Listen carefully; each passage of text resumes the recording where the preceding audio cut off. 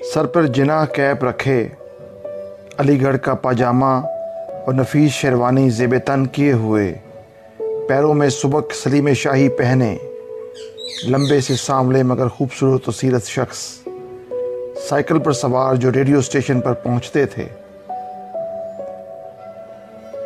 हाँ, ये मोहसिन अदब डिप्टी नज़ीर अहमद के पोते शाहिद अहमद देहलवी थे।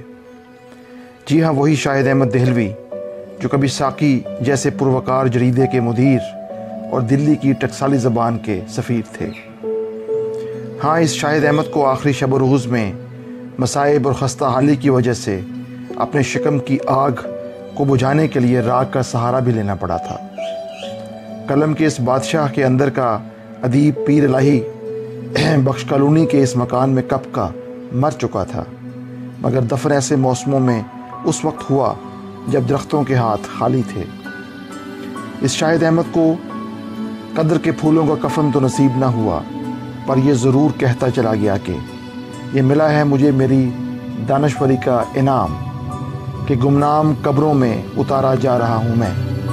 हमारा ये अलमिया है कि हम अपने हीरोज़ के साथ, अपने बड़े लोगों के साथ, अपने मुशाहिर के साथ ऐसा ही सलूक करते आए हैं। शाहिद अहमद देहलवी पाकिस्तान आए थे, हिंदुस्तान में अपना बहुत बड़ा प्रेस और जो रिसाला था वो छोड़ आए थे, लेकिन पाकिस्तान में जैसे बहुत लोगों की कदर नहीं हुई, उनमें एक जनाब शाहिद अहमद देहलवी साहब भी थे।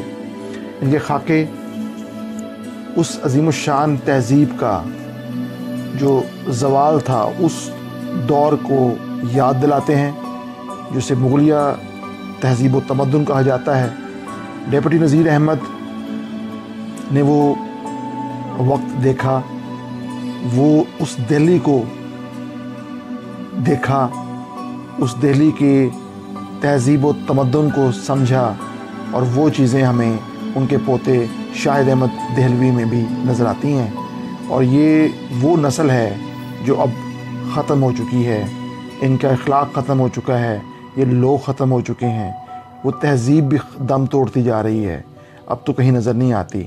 वो तहज़ीब, वो दिल्ली की तहज़ीब, वो लाहौर की तहज़ीब, वो कहाँ गई, वो लोग कहाँ गए, वो बातें कहाँ गईं, वो तमद्दुन कहाँ गया, वो सब ख़त्म होता जा रहा है।